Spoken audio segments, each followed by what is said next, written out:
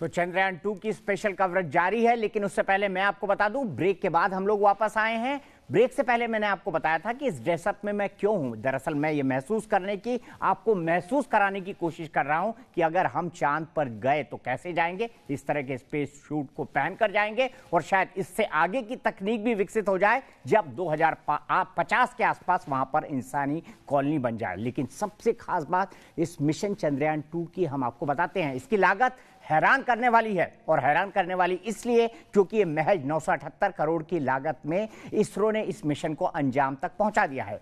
Chandrayaan mission का खर्च Hollywood की फिल्मों से भी कम है। बड़े बजट वाली Hollywood movies Avengers end game और हॉलीवुड की अब तक की सबसे महंगी मूवी अवतार के मुकाबले चंद्रयान 2 की लागत बेहद कम है।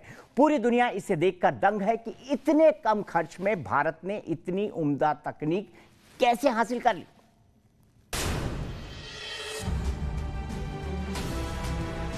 हॉलीवुड की मशहूर फिल्म एवेंजर्स एंड गेम की लागत के मुकाबले चंद्रयान का बजट आधे से भी कम है। ऐसा इसरो ने देश के युवा टैलेंट पर भरोसा और विदेशी वैज्ञानिक बुलाना बंद करके किया है। ये कोई पहला मौका नहीं है जब इसरो के किसी मिशन की लागत पर दुनिया हैरत में पड़ गई हो। भारत ने 10 साल में एक के बाद एक सबसे कम खर्च में 20 से ज्यादा सैटेलाइट अंतरिक्ष में भेजे हैं। 2014 में भारत ने मंगल की कक्षा में मंगलयान भेजा था।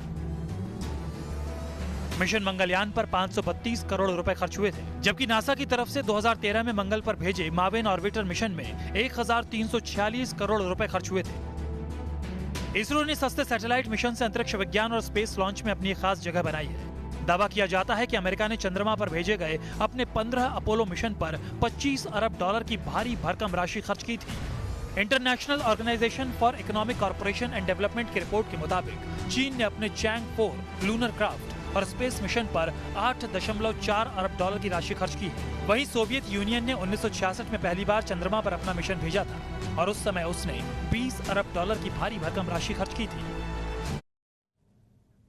चंद्रयान 2 के 48 दिनों का सफर चुनौतियों से भरा रहा। आपको बताते हैं कि 48 दिनों के अपने सफर में चंद्रयान 2 ने क्या क्या किया। 22 जुलाई को GSLV MK3 से चंद्रयान 2 स्पेसक्राफ्ट लॉन्च हुआ। 22 दिनों तक पृथ्वी की कक्षा में चक्कर लगाता रहा चंद्रयान 2। 4 अगस्त को पृथ्वी की तस्वीरें भेजी।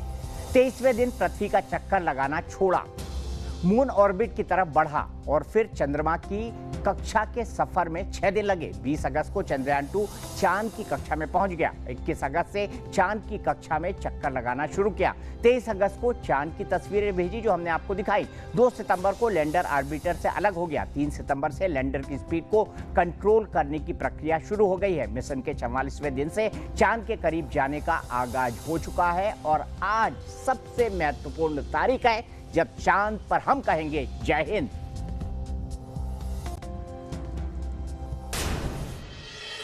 आज स्पेस सूट में मुझे देखकर शायद आप चौंक गए होंगे, लेकिन चंद्रयान 2 की कामयाबी होगी तो उसका सबसे बड़ा मकसद यह पता लगाना है कि इंसानी बस्तियां चांद पर कैसे बन सकती हैं। और इसीलिए मैं भी इस सूट को पहनकर यह अनुमान लगा रहा हूं कि चांद पर जब इंसान रहेंगे तो कैसे रहेंगे। वैसे आज रात पूरा देश जागेगा क्योंकि भारत चंद्रमा पर इतिहास रचने के बहुत करीब है। चंद्रयान 2 का विक्रम लैंडर चांद पर कदम रखने से महज कुछ ही घंटे दूर है। यह मिशन सिर्फ हिंदुस्तान के लिए ही नहीं बल्कि पूरी दुनिया के लिए अहम है, क्योंकि इस मिशन के जरिए ही यह पता करने की कोशिश होगी कि चंद्रमा के दक्षिणी ध्रुव पर मौजूद बर्फ को पानी में तब्दील किया जा सकता है या फिर नहीं। चंद्रमा के वातावरण को इंसानों के रहने लायक बनाया जा सकता है या फिर नहीं, क्योंकि दुनिया जल्दी ही चांद पर बस्ती बसाने का सपना संजोए हुए है और इसके लिए चंद्रयान 2 की कामयाबी बेहद जरूरी है। और इसीलिए आज हम आपको इस खास अंदाज में यह बताने की कोशिश कर रहे हैं कि चांद पर कैसे हालात होते हैं और यह मिशन कितना मुश्किलों भरा रहा।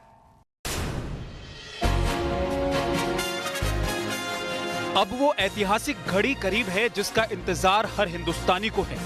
पूरी दुनिया की नजरें टिकी है।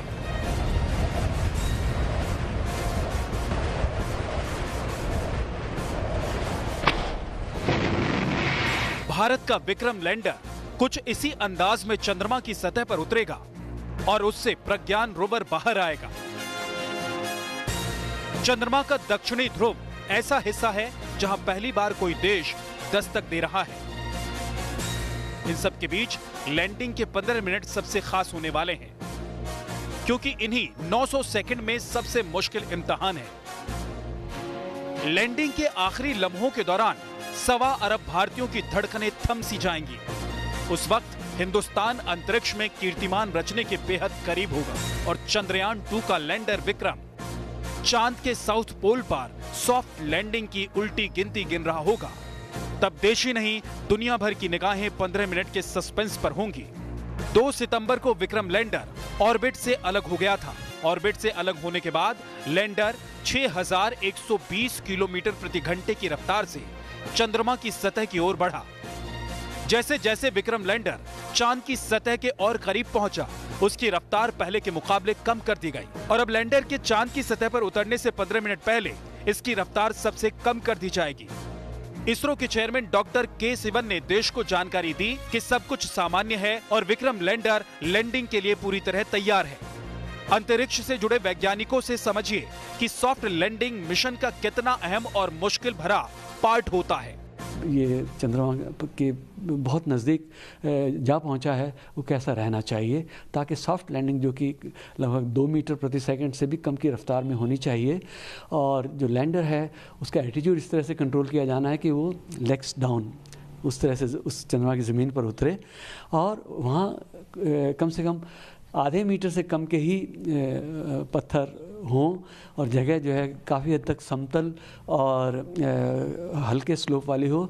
ऐसा विचार है कि 12 डिग्री से कम का स्लोप हो तो बहुत अच्छा है। ये सब का जायज़ा विभिन्न चरणों में उतार के समय लैंडर लेने जा रहा है, उस पर कैमराज इसी हिसाब से लगे हैं। आज पूरे देश में रत जगा है।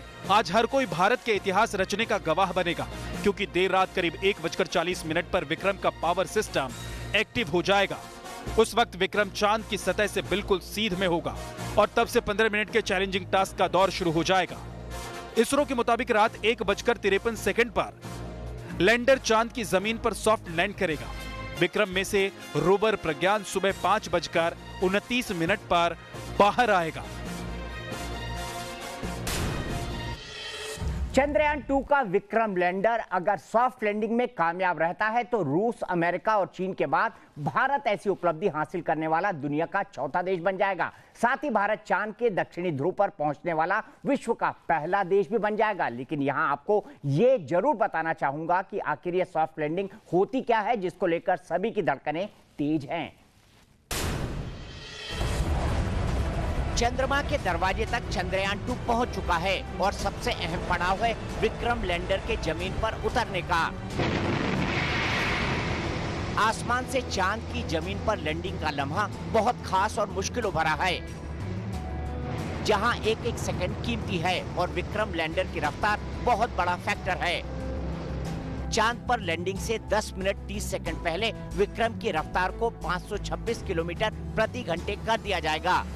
इस वक्त लैंडर विक्रम चांद की सतह से 7.4 किलोमीटर की ऊंचाई पर होगा। अगले 38 सेकंड में लैंडर की स्पीड घटाकर 331.2 किलोमीटर प्रति घंटे रह जाएगी। तब चांद की सतह से लैंडर की ऊंचाई 5 किलोमीटर रह जाएगी। अगले 89 सेकंड में लैंडर चांद से महज 400 मीटर की ऊंचाई पर रहेगा। यहाँ लैंडर करीब 12 सेकंड तक मंडराता रहेगा और चांद की धरती से कुछ आंकड़े जुटाएगा।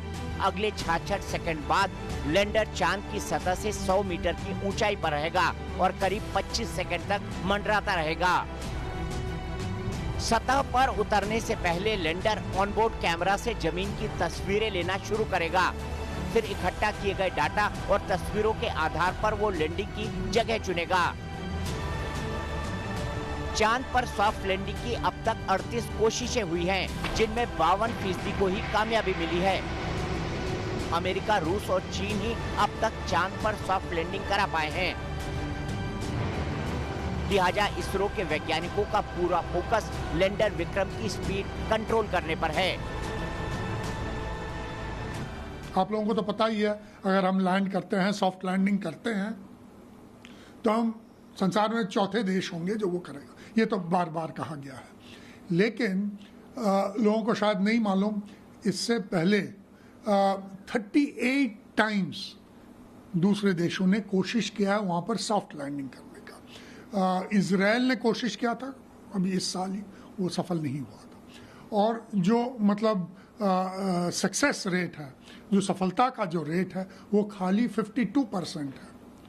तो इस बार हम जब लैंड करेंगे मेरे ख्याल में वो परसेंटेज थोड़ा और बढ़ जाएगा, लेकिन हम इसको देख रहे हैं, बड़े चाव से देख रहे हैं, और मुझे यकीन है कि आज रात को हर भारतीय का जो छाती होगा वो फूल आना समाएगा और हम गर्व से कह सकेंगे कि हमने चंद्रमा में सॉफ्ट लैंडिंग किया। स्पेस में लैंडर विक्रम की स्पीड को कम करने के लिए थ्रस्टर का इस्तेमाल किया जा रहा है। इससे स्पेसक्राफ्ट की स्पीड बढ़ाई जाती है, लेकिन उल्टी दिशा में इसके इस्तेमाल से स्पेसक्राफ्ट की स्पीड कम होती है। चांद की सतह से जब लैंडर की दूरी केवल 10 मीटर रह जाएगी तो 13 सेकंड के अंदर ये चांद की सतह को छू लेगा। उस वक्त विक्रम के सभी 5 इंजन काम करना शुरू कर देंगे। इसके बाद सेंसर के कमांड पर विक्रम के चारों लेग खुल जाएंगे और वो चांद पर उतर जाएगा। ऑर्बिटर अपने हिसाब से काम कर रहा है, तो 1/3 ऑफ द मिशन जो है, यानी मिशन का 1/3 हिस्सा वो सफल हो चुका। लेकिन जो नज़र है हमारी वो लैंडर के चंद्रमा की ज़मीन पर उतरने को लेकर के है, और उसके अंदर से जब रोवर बाहर निकलेगा और चंद्रमा की ज़मीन पर इधर चल कर वो तस्वीरें लेगा और विभिन्न एक्सपेरिमेंट्स करेगा। ये सब पहली बार है। सॉफ्ट टच डाउन बड़ा ही डेलिकेट जो है ऑपरेशन होता है, और सभी देश इसमें सफल नहीं हुए। आपको याद होगा कि पिछले अप्रैल में बियर शीट इज़राइल का जो रोबोटिक स्पेसक्राफ्ट था, वो करीब 150 मीटर की ऊंचाई पर ही जो है वो कुछ बिगाड़ आ गया, उसका इंजन फेल हो गया, वो गिर गया। जब लैंडर का लेग चांद की धरती पर जम जाएगा तब सेंसर के संकेत पर इंजन ऑटोमेटिक बंद हो जाएंगे। चांद पर उतरने के 15 मिनट बाद लैंडर विक्रम वहां की पहली तस्वीर धरती पर भेजेगा। चांद की सतह पर उतरने के 4 घंटे तक विक्रम एक ही जगह पर रहेगा। इस दौरान वो कई जानकारी जुटाएगा। इसके बाद विक्रम का दरवाजा खुलेगा और उसके अंदर से रोवर प्रज्ञान बाहर निकलकर अपना काम शुरू कर देगा। जाहिर है इस आखिरी 15 मिनट में चंद्रयान 2 मिशन की कामयाबी तय होगी। अगर आखिरी 15 मिनट में सब कुछ ठीक ठाक रहा तो भारत अपने अंतरिक्ष मिशन में इतिहास रचेगा।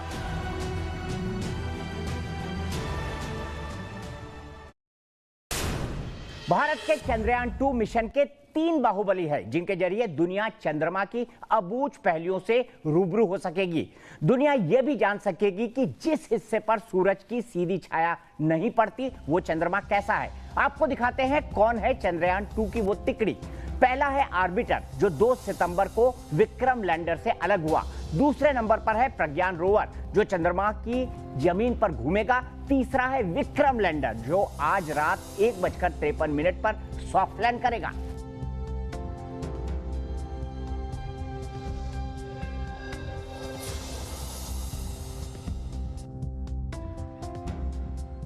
अब आपको बता दें कि चंद्रयान 2 की इन तिकड़ी का रोल क्या होगा, या यूं कहे तो काम कैसे करेंगे। पहले नंबर पर ऑर्बिटर, जिसकी चंद्रयान 2 मिशन में अहम भूमिका है। ये चांद की सतह से 100 किलोमीटर ऊपर आएगा। विक्रम लैंडर के लिए जमीन की पड़ताल करेगा। इतना ही नहीं, ऑर्बिटर चांद की सतह का नक्शा बनाएगा, टेरेन मैपिंग कैमरे से ढेरों तस्वीरें भेजेगा, चंद्रमा के बाहरी वातावरण की स्कैनिंग करेगा। क्लास तकनीक से खुलेंगे चांद के कई राज। अब जानिए विक्रम लैंडर का रोल। ये चांद की सतह पर उतरेगा, लैंडर से प्रज्ञान रोवर बाहर निकलेगा। विक्रम लैंडर चांद की सतह का तापमान लेगा।